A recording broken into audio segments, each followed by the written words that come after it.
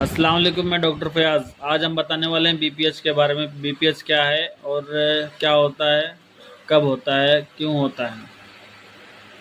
तो बीपीएच क्या है। पहले बीपीएच है बिनाइन प्रोस्टेट हाइपरट्रॉफी, यानी प्रोस्टेट जो ग्लैंड रहता है उसमें हाइपरट्रॉफी यानी बढ़ जाता है। बढ़ने की वजह से क्या रहता है, पेशाब वगैरह में जलन होती है, इन्फ्लामेशन होता है।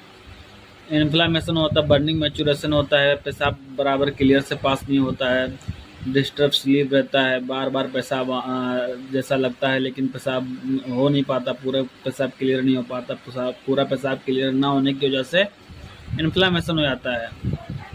तो खास करके कब होता है, क्यों होता है। तो खास करके इसका जो बहुत से ज़्यादा मतलब कॉजेज़ नहीं है। कॉजेज़ जो है, फर्स्ट इम्पॉर्टेंट जो है ओल्ड एज, ज़्यादातर ओल्ड एज में देखने को मिला है।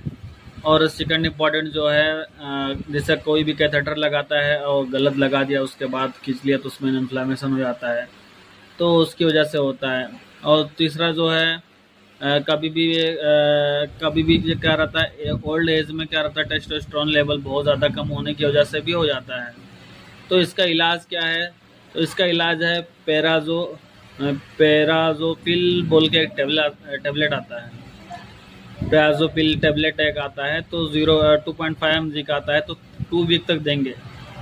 2 वीक तक देंगे तो उसमें क्या है, ये बीटा इनहिबिटर टेबलेट भी है, यानी बीपी में भी काम आता है। प्राजोपिल टेबलेट जो है प्राजोपिल एक्सेल टेबलेट जो है बीपी में भी काम आता है। 2.5 mg का रहता है, तो उसको 2 वीक तक देंगे।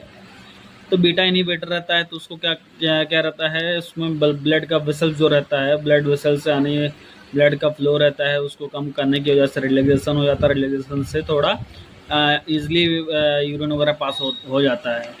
तो ये बहुत से लोग को 2 महीने तक देते हैं, तो सुबह शाम या सुबह शाम दोपहर भी दे सकते हैं। पायरिडियम 200 mg आता है। पायरिडियम टेबलेट जो रहता है, पायरिडियम टेबलेट जो रहता है, जो दर्द की वजह से पेशाब करते वक्त तकलीफ होती है, दर्द होती है, तो उसमें देते हैं, वो भी 5 दिन तक देंगे।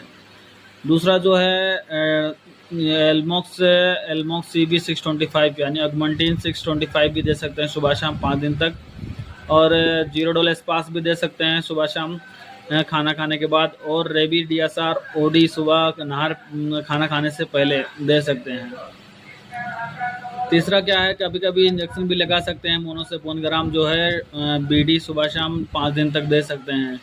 और इसमें एक इंजेक्शन भी आता है टेस्टोस्टेरोन लेवल बढ़ाने के लिए। तो टेस्टोस्टेरोन जो लेवल बढ़ाने के लिए इंजेक्शन आता है, वो वीकली 1 दे सकते हैं। वो भी IM देना है, 50 mg का रहता है।